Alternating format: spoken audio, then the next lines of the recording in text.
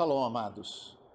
Na semana passada nós começamos essa série de estudos sobre a graça e a soberania de Deus na história.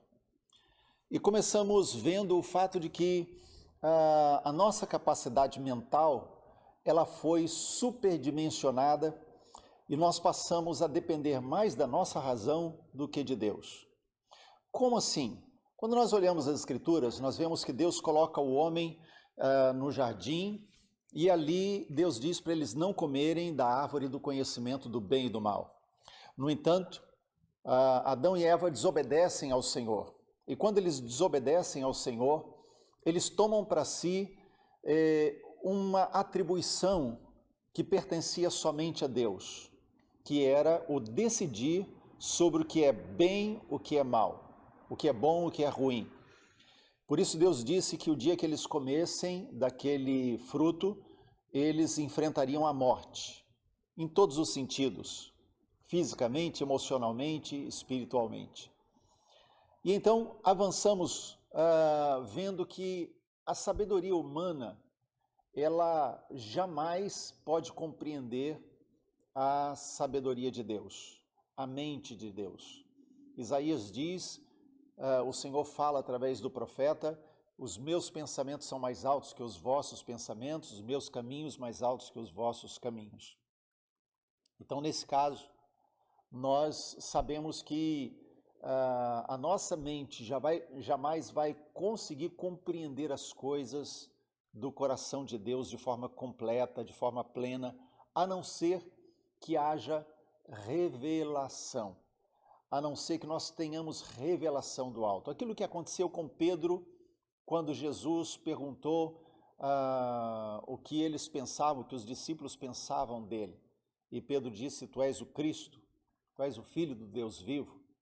E Jesus disse, bem-aventurado és tu, Simão Barjonas, porque não foi carne e sangue quem te revelou isso. Mas o meu Pai que está nos céus trouxe essa revelação. Há coisas que a gente só consegue entender, perceber, receber, se vier do alto mesmo. A nossa mente humana não consegue compreender. Então, quando começamos a ver tudo o que está acontecendo nesse nosso tempo, tanto problema, tanta preocupação, tanta angústia, tanto peso, tanto medo, muitas pessoas ficam questionando, mas por que Deus permite, por que Deus deixou, não é? Por que Deus permitiu o pecado, Deus sabia que o homem ia pecar, enfim, começa a levantar questionamentos contra Deus, porque não consegue entender os desígnios de Deus. Somente quando o Espírito de Deus abre o nosso entendimento espiritual, é que nós de fato conseguimos compreender as coisas que são espirituais. Sem revelação, não conseguimos. É por isso que nós precisamos do nosso momento ahá, todo dia. Ahá, o que é? É aquele momento em que você está lendo as Escrituras e você lê um texto. Ah, é isso, agora eu entendi. Muitas vezes textos bíblicos que já lemos várias e várias vezes, de repente nós abrimos a Bíblia e descobrimos algo novo. E a gente pergunta, mas como? Eu já li isso tantas vezes e não tinha enxergado. Às vezes ouvimos aquele pregador, às vezes num cântico, enfim, num sonho, Deus fala conosco e a gente fica perplexo, porque fica se perguntando, mas como eu não vi isso antes? Revelação. É o momento ahá, é o momento em que os olhos se abrem e a gente vê o que não estava vendo antes. E todos nós precisamos desse momento na nossa vida. Por que muitas vezes nós questionamos então Deus sobre aquilo que está na mente dele, o coração dele, e trazemos para nós essa posição de saber discernir por nós mesmos o que é bom, o que é ruim? Porque no final das contas, o efeito do comer do fruto da árvore do conhecimento do bem e do mal trouxe isso para nós. Para nós, Deus não sabe decidir, quem sabe decidir somos nós. Então Deus atrasa, Deus demora, Deus não faz da melhor forma e começamos a questionar. Porque no final das contas, nós duvidamos do amor de Deus. Agora eu quero convidar você a olhar alguns textos na sua Bíblia. Abra sua Bíblia, por exemplo, aí em Jeremias, no livro do profeta Jeremias, capítulo 31. Jeremias, capítulo 31, nós vamos ler lá no verso de número 3. O terceiro verso diz assim: vindo de uma terra distante, Yahvé apareceu a Israel, assegurando: com amor eterno te amei, com amor leal a atraí para mim mesmo. O que Deus está falando aqui? Com amor eterno. Quando o Cordeiro foi morto? Desde a fundação do mundo, na eternidade, antes de todas as coisas serem criadas, Deus, por amor, já havia entregue o seu Filho. Agora lembre-se de uma coisa, Jeremias foi o profeta do exílio. Ele anunciou o exílio babilônico e ele foi levado com o povo de Judá para o exílio. Então ele foi alguém que foi desprezado, foi rejeitado, ele foi jogado num calabouço porque as suas profecias não foram aceitas. Então ele foi um profeta não ouvido, mas ao mesmo tempo, observe que Deus está falando através desse mesmo profeta: com amor eterno eu te amei. Noutra tradução, com misericórdia te atraí. É Deus falando do seu amor. Se a gente avançar um pouquinho mais e for lá para o profeta Oséias, aliás, o profeta Oséias, ele traz uma mensagem fabulosa do amor de Deus pelo seu povo, somos nós. A primeira coisa que acontece é Deus mostrar que o povo estava se prostituindo espiritualmente, indo atrás de outros deuses. Mas Deus manda Oséias se casar com uma prostituta para mostrar que ele, o Senhor, está indo atrás desse povo que se prostituiu espiritualmente. Então a gente indo lá em Oséias, você pode ler na sua Bíblia, Oséias capítulo 11, nós vamos ler o verso de número 4, que diz assim: eu os conduzi com laços de bondade humana, de amor humano, com grande amor. Fui eu quem lhes tirou o jugo pesado do pescoço e me inclinei para alimentá-los. Então Deus está fazendo uma declaração de amor. Ele diz: eu os envolvi com laços de amor, com laços de bondade, com laços de misericórdia.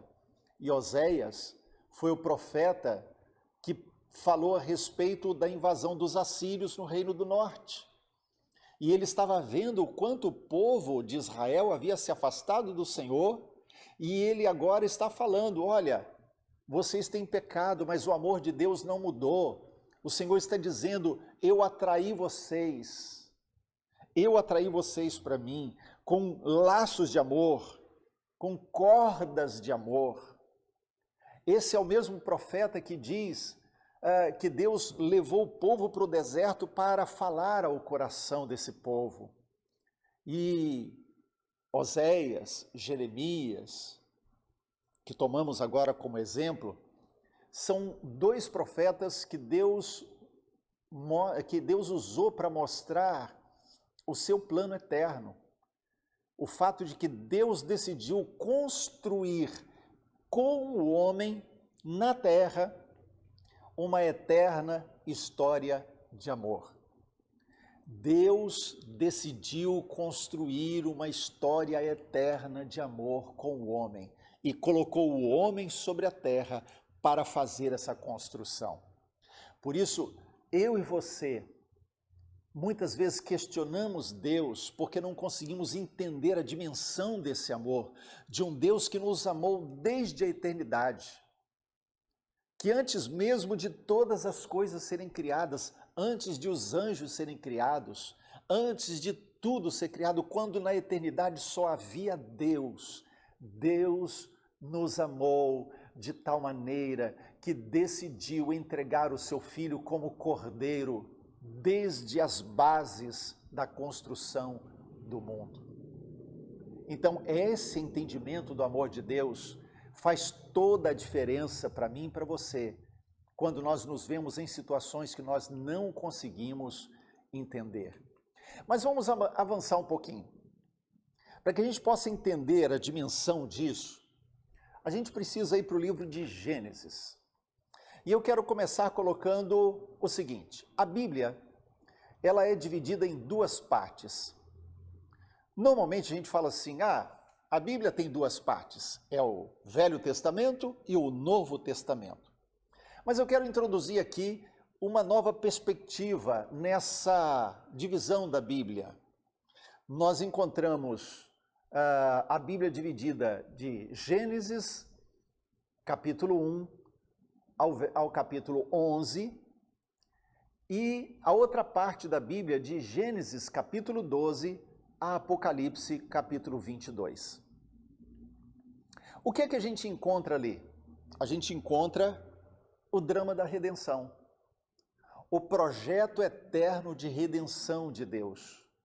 Tudo aquilo que Deus tinha no coração, essa expressão de amor que nós vimos lá em Jeremias, em Oséias, em outros textos tão intensos quanto esses, né, de João 3,16, por exemplo, quando a gente começa a olhar para essa dimensão de amor e olhando quanto isso é expresso na criação, então nós vamos entender essa divisão da Bíblia em duas partes. Gênesis capítulo 1 ao capítulo 11 e depois Gênesis capítulo 12 a Apocalipse capítulo 22. Nós vamos descobrir uma coisa. Do capítulo 1 ao capítulo 11 de Gênesis, nós encontramos ali o palco, o abrir e fechar de cortinas, vemos a história se desenrolando por séculos e séculos, mas é ali, aquele é o palco onde o drama vai se desenrolar, a terra que Deus criou, o universo que Deus criou, o homem sobre essa terra. É nesse capítulo, ou nesses capítulos, de Gênesis 1 a Gênesis 11, que Deus denuncia o fruto ou os frutos da árvore do conhecimento do bem e do mal. Então nós vemos Deus colocando o homem no jardim e o homem fazendo a opção de não se alimentar da árvore da vida, mas se alimentar da árvore do conhecimento do bem e do mal. Ora, quando essa opção é feita, quando essa escolha é feita, os resultados, eles vêm. Logo em seguida nós vemos um primeiro homicídio, nós vemos o homem se afastando de Deus, construindo uma torre para consultar os céus, não o Deus dos céus, mas os astros do céu. Nós vemos toda a idolatria, a busca dos poderes malignos que já estavam no universo. Tudo isso começa a acontecer. Então o que Deus está fazendo até o capítulo 11, onde aparece Nimrod, a Torre de Babel, a construção de Babel, a construção de Babilônia, de Nínive. O que Deus está fazendo? Deus está denunciando os resultados de o homem ter comido do fruto da árvore do conhecimento do bem e do mal. Então, quando nós olhamos essa perspectiva, nós entendemos por quê. Entramos no capítulo 12 de Gênesis, o que é que nós encontramos? Deus entrando na história. Deus chama Abraão, pega Abraão do meio dessa idolatria, do meio desse bolo de corrupção, de prostituição espiritual. Deus tira Abraão daquele meio e diz: Abraão, até aqui o homem tem tentado fazer as coisas do seu jeito. É só a gente lembrar de Noé, que já tinha acontecido, né? Capítulo 5, que Deus achou graça no coração de Noé, porque Noé buscava o Senhor, andava com Deus. 7 andava com Deus. No entanto, aquilo tudo era como um ciclo, né, em que alguém isoladamente buscava Deus, mas os resultados continuam sendo os resultados lá da queda no jardim. Mas agora Deus diz para Abraão, Abraão, agora sou eu que vou fazer. Sai da tua terra, sai da tua parentela e vai para a terra que eu vou te mostrar. E eu vou fazer de você uma nação para abençoar as famílias da terra.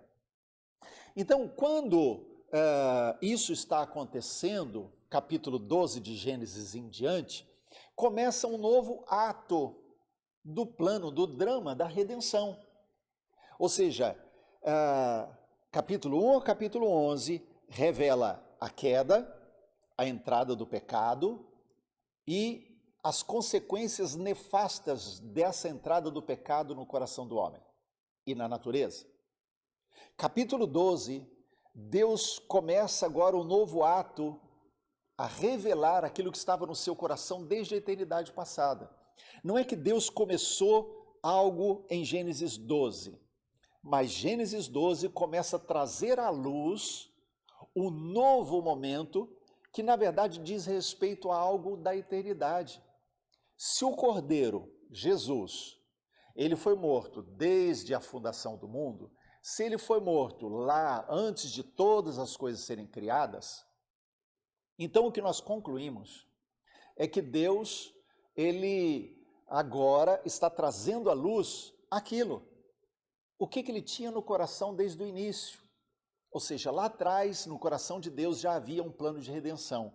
E agora Deus está trazendo isso para a luz. Deus não traz tudo de uma vez. Hebreus diz que Abraão viu de longe. Ele não usufruiu da promessa. No entanto, ele creu naquilo que ele estava vendo à distância. Então, Abraão começou a ter a revelação, mas ele não tinha ela toda. Ele tinha uma parte da revelação. Então, Deus começa a trabalhar no coração de Abraão para produzir um novo início em novos termos, né? E aí nós vemos isso indo por séculos e séculos, milênios, pelos 66 livros da Bíblia e chegando até nós que estamos aqui.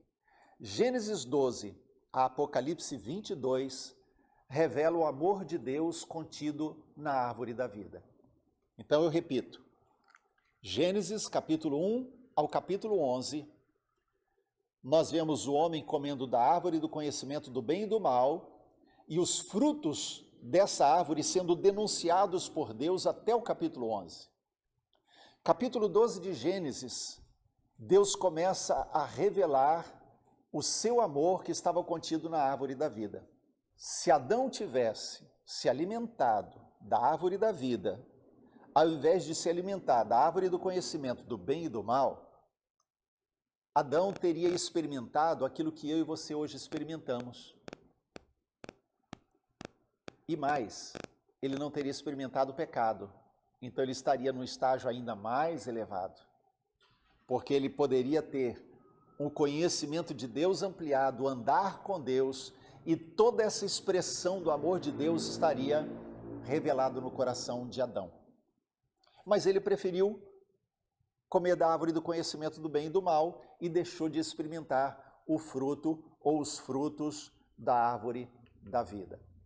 A pergunta que vem agora é: por que Deus mandou Abraão sair da sua parentela e ir para uma terra distante? Será que Deus estava rejeitando a família?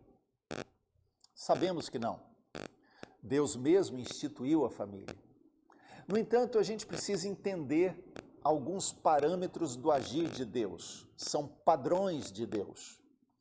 E o primeiro princípio que eu quero chamar a atenção é o fato de que Deus é geracional. Deus trabalha com gerações. Então, quando Deus fala, Abraão, sai da tua terra e da tua parentela, Deus não está rejeitando Terá. Deus está rejeitando um histórico e está dizendo, eu quero começar uma nova história. Eu quero começar algo novo.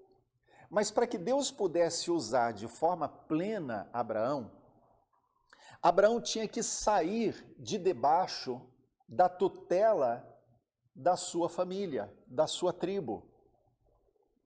O patriarca das tribos ele determinava a religião, né, a espiritualidade, a vida espiritual de toda a tribo. Ele determinava a vida financeira de toda a tribo. Então Deus diz, Abraão, sai da tua terra. Então ele está falando de posse, ele está falando de bênçãos, né, como homem que habitava a terra, sai da tua terra e vai para outra terra, vou te dar uma herança. E Deus está dizendo para ele, sai da tua parentela. Ele está dizendo, sai de debaixo do jugo espiritual, além de sair debaixo do jugo material da sua tribo. Vamos começar uma nova tribo, porque essa nova tribo, em novas dimensões, com um novo propósito, essa tribo terá base espiritual para abençoar as famílias da terra. A tribo anterior não tinha, porque ela estava comprometida. O que a gente precisa entender é que Deus sempre valorizou as gerações. Então, quando Deus chama Abraão, Deus não está olhando para Abraão singular. Deus está olhando para as gerações. Se Abraão continuasse na mesma tribo do seu pai, as gerações que se seguiriam iriam receber a herança do pai de Abraão. Quando Abraão começa uma nova tribo, então Deus começa algo novo e as gerações que vêm depois recebem a herança de Abraão. É por isso que logo lá em Gênesis, no casamento e pro casamento, Deus diz, deixará o homem, o pai e a mãe, se unirá à sua mulher. Ou seja, ele sai de debaixo da influência espiritual e econômica dos seus próprios pais para entrar numa nova dimensão de relacionamento em que ele, o homem, se torna o sacerdote e o provedor. Então, isso no contexto do casamento. É a mesma coisa que Deus faz com Abraão e traz isso para que Abraão comece algo novo. Geração, ou a genealogia, vamos dizer assim, das gerações, ela definia muitas coisas. Definia, por exemplo, a herança da terra, a bênção da tribo. Se você olhar, por exemplo, quando Jacó ele vai abençoar os seus filhos, ele impõe as mãos sobre cada um deles e libera bênçãos sobre cada uma delas. E cada uma daquelas tribos carrega consigo a bênção que foi liberada sobre ela. Não apenas ali o filho de Jacó, ou cada filho de Jacó, mas os descendentes daquele filho carregaram e carregam consigo as bênçãos que foram liberadas sobre ele. Então é geracional. O que Jacó faz para os filhos ou para cada filho, essa bênção é para as gerações. Então, a genealogia, ela demonstrava o seguinte, se a pessoa tinha nascido naquela tribo, as bênçãos daquela tribo estariam sobre ela. Se ela nasceu na outra tribo, as bênçãos daquela outra tribo estariam sobre ela. Então Deus trabalha assim, ele trabalha com gerações. E isso é muito importante para a gente entender. Agora, um outro princípio. Deus não escolhe gerações perfeitas. Deus age em função de gerações, mas não em função das necessidades do momento. Deus age em função da sua graça e da sua soberania. Não se esqueça disso. O fato é que Deus não chamou Abraão porque ele fosse bonzinho, porque ele tivesse feito muitas coisas boas. Abraão era idólatra, era um mentiroso, um dissimulado, ansioso, ele era medroso. Somente depois que Abraão começou a andar com Deus, é que o seu caráter começou a ser transformado. O caráter de Abraão só mudou conforme ele foi andando com Deus. Então Deus não chamou Abraão porque ele merecesse. Abraão não respondeu o chamado porque olhasse para si e se visse como alguém muito bom. Mas Deus, soberanamente, por graça e misericórdia, chama Abraão do meio da idolatria traz ele para andar consigo, e Deus então vai tratando com Abraão ao longo da sua vida.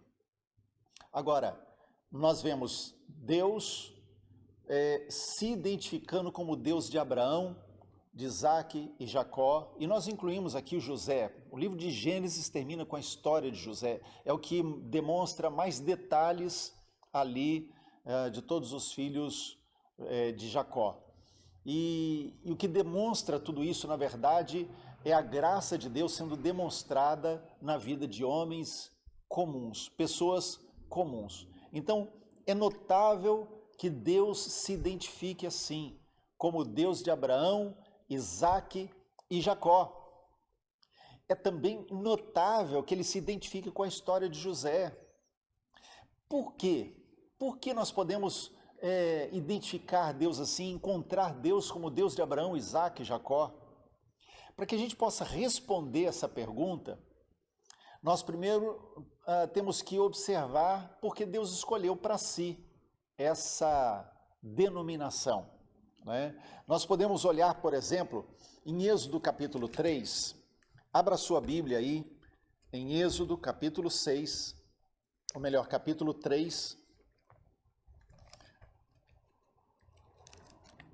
livro de Êxodo, capítulo 3,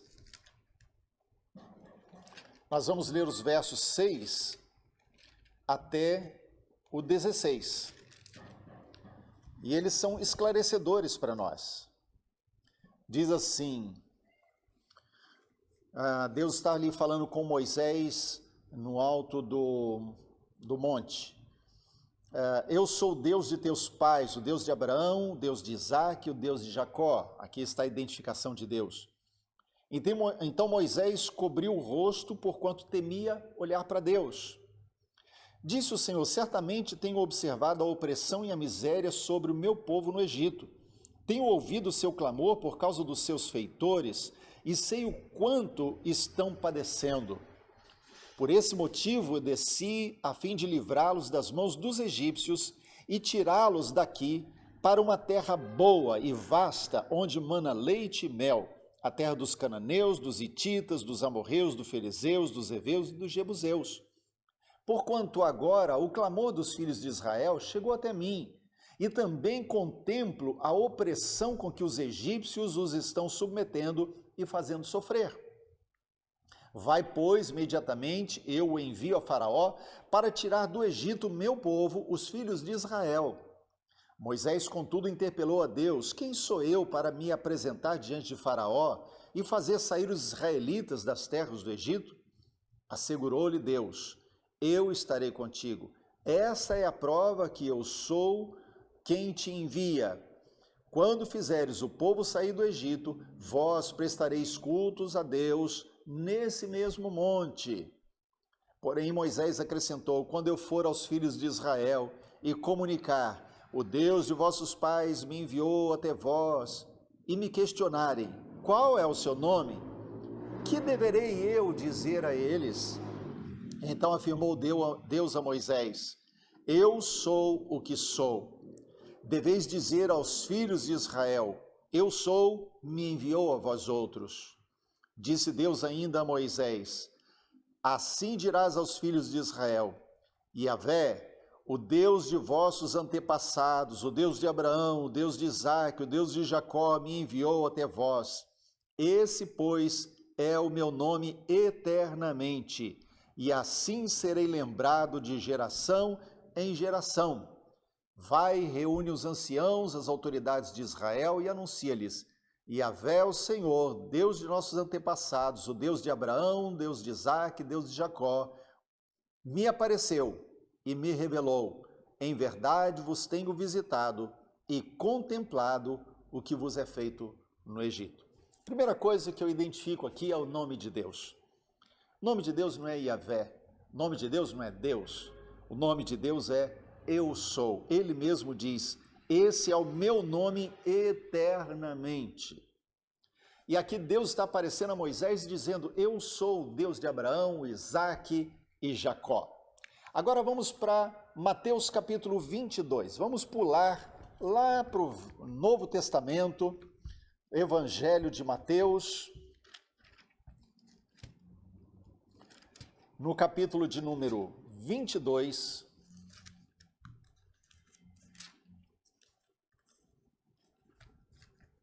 nós vamos ler os versos 31 e 32. Jesus está sendo questionado aqui pelos saduceus, né, que não criam na ressurreição, e Jesus então diz para eles: com relação à ressurreição dos mortos, não tendes lido o que vos declarou? Eu sou o Deus de Abraão, o Deus de Isaque, o Deus de Jacó. Por isso, Deus não é Deus de mortos, mas sim dos que vivem. Quando a gente olha isso, nós vemos que esses textos nos sugerem que Deus tem um padrão que se reflete no Velho Testamento e no Novo Testamento. Deus está agindo sobre o mesmo propósito no Velho Testamento, no Novo Testamento. Ele é o Deus de Abraão, o Deus de Isaque e o Deus de Jacó. E isso mostra que desde lá era a graça de Deus. A graça não começou no Novo Testamento. A graça não veio só a partir de Jesus. A lei está lá no Velho Testamento. Mas a graça de Deus sempre esteve sobre todos nós, sobre toda a humanidade, em toda a história, desde o primeiro capítulo de Gênesis até o último capítulo de Apocalipse e até os nossos dias. É a graça de Deus. Deus escolhe gerações, mas não escolhe gerações perfeitas, e Ele faz isso de acordo com a sua graça, e Ele faz isso de acordo com a sua soberania. Olhe, por exemplo, Mateus capítulo 1, a geração ou genealogia de Jesus, e você vai encontrar ali pessoas que, pelo histórico, não deveriam estar lá. Você encontra Raabe, a prostituta, você encontra Ruth, a moabita, estão mencionadas ali. Você encontra Batseba. Então, quando você vai encontrando pessoas assim que não deveriam estar lá, não só as mulheres, né? Estou citando aqui os casos porque a mulher não entrava na genealogia, era normalmente o homem. Então eu cito essas mulheres. Mas mesmo os homens, você vai encontrar muitos deles que fizeram muita coisa errada. Deus não deu a Jesus uma genealogia perfeita, nem para Jesus foi dado isso. Ele veio de uma genealogia imperfeita. E sabe o que isso mostra? Primeiro, graça de Deus. Deus escolhe pessoas comuns. Você não veio de uma família perfeita. Você não é resultado de pais, avós, bisavós e por aí vai, que foram perfeitos. Você veio de pessoas comuns. Jesus veio de pessoas comuns. É graça. O que nós experimentamos de Deus não é o fato de termos tido pais muito bons, ou o que deixamos de experimentar de Deus é resultado de pais muito ruins. O que nós experimentamos de Deus é resultado da graça de Deus. E é resultado também da soberania. Não foi você que escolheu nascer nessa família. Deus escolheu isso para você. Não foi você que escolheu nascer na sua genealogia, na sua descendência. Você não escolheu a sua linhagem, de quem você veio, quem são os seus filhos. Deus escolheu isso, é soberania de Deus. Então lembre-se sempre, acima de todos os acontecimentos, está a graça e a soberania de Deus em toda a história. Quando nós olhamos Deus começar tudo a partir de Abraão, e depois Isaque, Jacó, no livro de Gênesis indo até José, nós concluímos uma coisa: Deus não escolheu super-homens, Deus escolheu pessoas comuns e decidiu, por sua graça e soberania, construir na vida deles e através da vida deles uma história de amor sobre a terra. Agora, eu digo para você, Abraão, Isaque e Jacó não eram melhores que você. Eles eram exatamente iguais a você. E eu quero dizer também, para concluir nessa manhã, Deus quer fazer com você sobre a terra, Ele quer construir com você uma linda e eterna história de amor. Assim como fez com Abraão, Isaque e Jacó. E eu te digo, não é porque você seja bom, porque você fez coisas boas, mas por causa da graça e da soberania de Deus.